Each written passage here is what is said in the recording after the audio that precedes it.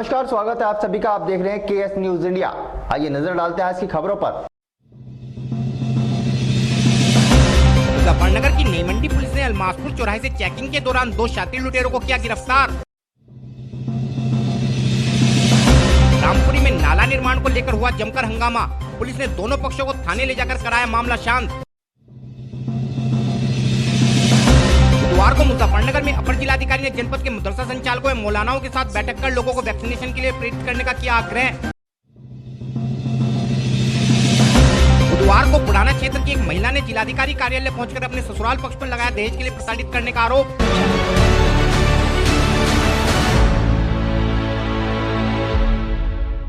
मंगलवार की देर रात मुजफ्फरनगर की नई मंडी थाना पुलिस ने चेकिंग के दौरान 2 शातिर लुटेरों को गिरफ्तार करने में सफलता प्राप्त की है। पुलिस ने लुटेरों के कब्जे से 20,000 रुपए नकद तथा लूटे गए आभूषण भी बरामद किए हैं। हमारे चैनल को मिली जानकारी के अनुसार मंगलवार की देर रात जब मुजफ्फरनगर की नई मंडी थाना पुलिस क्षेत्र के अलमासपुर चौक पर वाहन चेकिंग कर रही थी तो पुलिस ने जब 2 संदिग्ध बाइक सवारों को रोककर उनसे सख्ती से पूछताछ की तो उन्होंने कई लूट की घटनाओं में शामिल होने की बात स्वीकारी। पुलिस ने लुटेरों के कब्जे से 20,000 रुपए नगद, 14 चांदी के सिक्के, 1 चांदी का हार, 1 सोने की चेन, 1 सोने का हार, 1 मंगलसूत्र, 1 सोने का ताबीज, 2 सोने की बालियां, 1 टैब तथा 3 मोबाइल फोन बरामद किए हैं। पूछताछ के दौरान लुटेरों ने नई मंडी क्षेत्र में एक चैन लूट की घटना तथा एक घर की चोरी में शामिल होने की बात भी स्वीकारी है। इस विषय में और अधिक जानकारी देते हुए एसपी सिटी श्री अर्पित विजयवर्गीय ने बताया। ये थाना नई मंडी पुलिस ने जो पेशेवर चोर हैं उनको गिरफ्तार किया है और इनसे पूछताछ में पता चला है कि हाल ही के दिनों में जो घरों में चोरी हुई थी और जो चेन लूटने की जो घटना हुई थी वो इन्होंने स्वीकार की है। इनके पास से जो चोरी किया हुआ माल है वो भी बरामद किया गया। इनसे अभी पूछताछ की जारी है कि और कुछ घटना में संलिप्त है और उसी आधार पर मांग कर रहे हैं। तो किस तरह घटना का अंजाम दिया है? ये जैसा कि रात के समय जो जनरली देखा जाता है कि चोर घर में घुस के जो घर खाली रहते थे या जो कहीं बाहर गए हैं परिवार में, उन घर को ये टारगेट करते थे, उनको चोरी करते थे।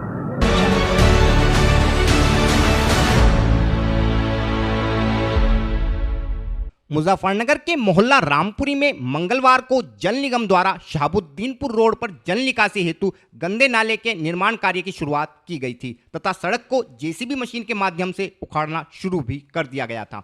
लेकिन रामपुरी क्षेत्र के कुछ लोगों ने इस नाले का निर्माण कार्य यह कहकर रुकवा दिया कि इस नाले का पानी भी रामपुरी से होकर गुजर रहे पुराने नाले में मिलाया जाएगा, जिस कारण रामपुरी में जल भराव की समस्या और भी गंभीर हो जाएगी, क्योंकि मौजूदा नाले का गंदा पानी जरा सी बारिश में ही लोगों के घरों में भर जाता है, जिस कारण क्षेत्रवासियों ने इकट्ठा होकर मंगलवार की शाम नाले का निर्माण कार्य रुकवा दिया था तथा इस बन रहे नाले को कहीं और से निकालने की बात कही थी। बुधवार की सुबह फिर से ठेकेदार ने निर्माण स्थल पर पहुंचकर नाले का निर्माण कार्य शुरू करा दिया, जिसके बाद क्षेत्रवासियों ने फिर से समाज सेवी मनीष चौधरी के नेतृत्व में निर्माण स्थल पर पहुंचकर हंगामा किया तथा नाले का निर्माण कार्य फिर से रुकवा दिया। हंगामे की सूचना के बाद नगर कोतवाली पुलिस मौके पर पहुंची तथा उच्चाधिकारियों से वार्ता करने के पश्चात क्षेत्रवासियों के संतुष्ट होने तक नाले का निर्माण कार्य रुकवाने का आश्वासन दिया। इसी बीच नाले का निर्माण कार्य शुरू कराने के पक्षधर कुछ लोग भी मौके पर पहुंच गए तथा दोनों पक्षों में गहमा गहमी होने लगी। मामला बढ़ता देख पुलिस दोनों पक्षों को थाने ले आई तथा पुलिस प्रशासनिक व जल निगम के अधिकारियों को मौके पर बुलाया गया तथा दोनों पक्षों को समझा बुझाकर मामला शांत करा दिया गया। इस संबंध में और अधिक जानकारी देते हुए श्री मनीष चौधरी ने बताया। देखिए, रामपुरी में एक नाले का विवाद लेकर के कल से बहुत स्थिति विस्फोटक बन रही है, क्योंकि पानी ऐसी चीज़ है कि किसी का भी हो नुकसान देता है। कॉलोनी चाहे बीच में दीवार के तरीके जरूर हो, लेकिन पानी सभी का निकलना चाहिए। हमें पानी से और नाला बनने से कोई विरोध नहीं है। आजकल जब स्थिति में हम उन लोगों को बोल गए थे कि आप मौके पर आकर के एक दफ़े सर्वे करके हमारे मोहल्ले वासियों को संतुष्ट करें कि ये नाला जो है रुड़की रोड पर, जो कि नक्शे में पहले से ही पास है, वो वहीं पर गिरेगा। लेकिन कुछ गंदी मानसिकता के लोग जो हैं उसको मोहल्ला रामपुरी की तरफ मोड़ने के प्रयास कर रहे हैं, वो गलत है। ऐसा होने नहीं दिया जाएगा। और आज इसी संज्ञान में मजिस्ट्रेट साहब ने बुलवाया था तो उनके साथ मीटिंग भी हुई है। एक्शन साहब भी यहाँ पर आए हैं, तो उन्होंने आश्वासन दिया कि पहले मौके पर जाकर सर्वे किया जाएगा और से ही जो भी रहेगा कि रोड पर नाला गिरे तो उसी में शायद वो नाला डलेगा।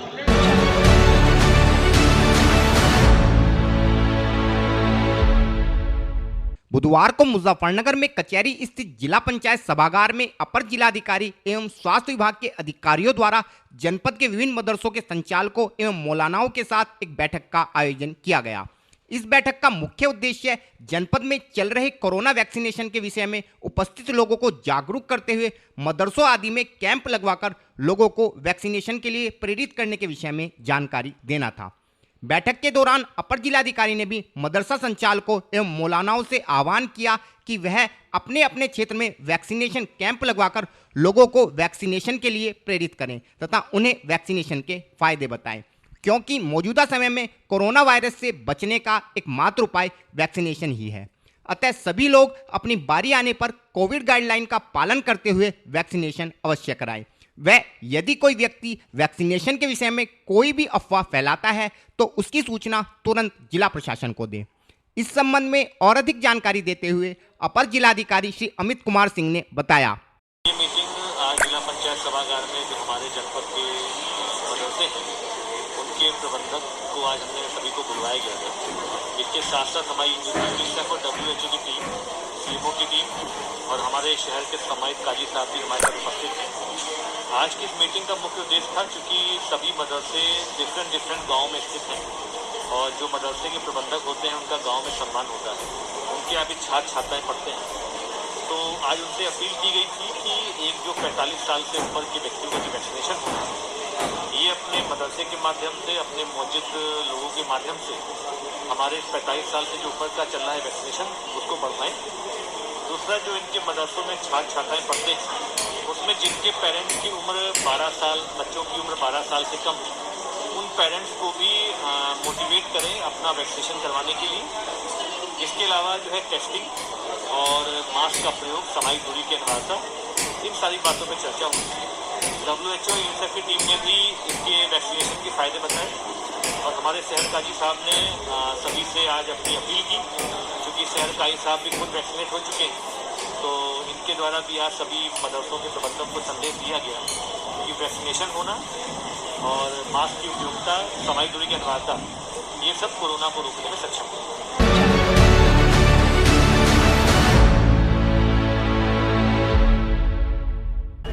वक्त हो चला है KS न्यूज इंडिया में एक छोटे से ब्रेक का।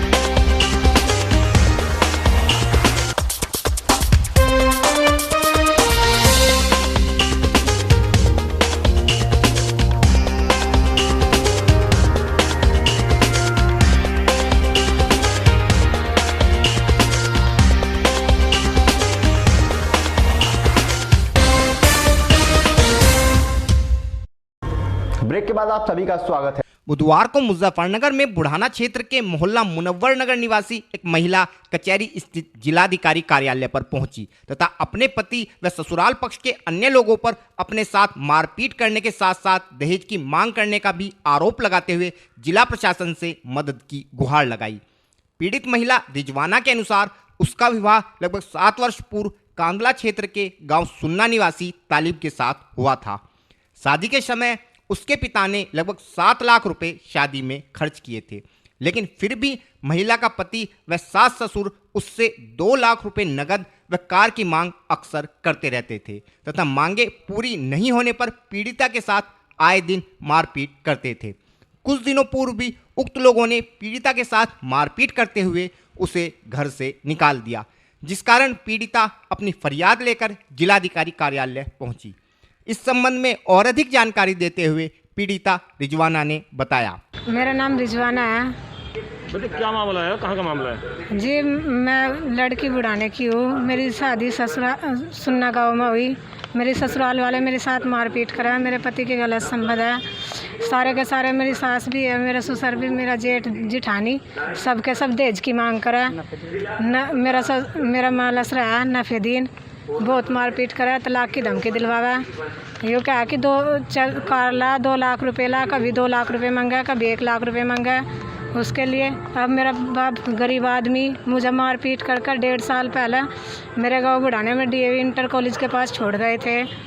उसके बाद मेरे माता पिता ने मेरा बेगराजपुर में इलाज कराया, मुझे खून की बोतल भी चढ़ाई। इतनी सीरियस हालत थी कि मैं मरने के करीब थी। शादी को कितना टाइम हो गया? मेरी शादी को लगभग 7 साल 1-2 माह के करीब हुए। कितने बच्चे हैं?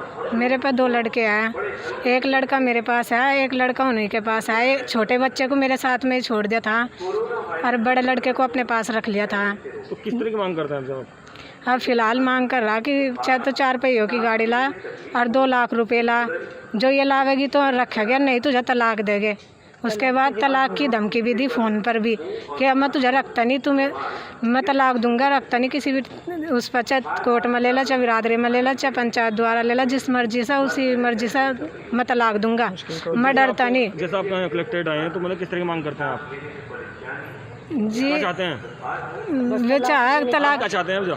जी हम चाहते हैं कि मेरे साथ अन्याय हो रहा, मुझे न्याय दिलवाओ, मुझे न्याय चाहे। मेरे माँ बाप कब तक के देखेंगे, कब तक के पैसे लगाएंगे? इतने पैसे लगा लिए बहुत ज़्यादा, लेकिन उनका कुछ भी वो नहीं है।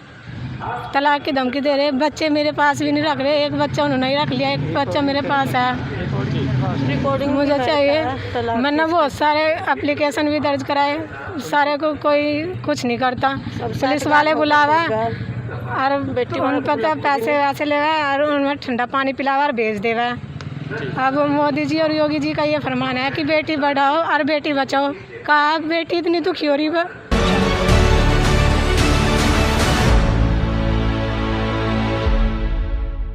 आज के बुलेटिन में इतना ही। कल फिर होंगे हाजिर कुछ नई और ताज़ा खबरों के साथ। देखते रहिए KS न्यूज़ इंडिया।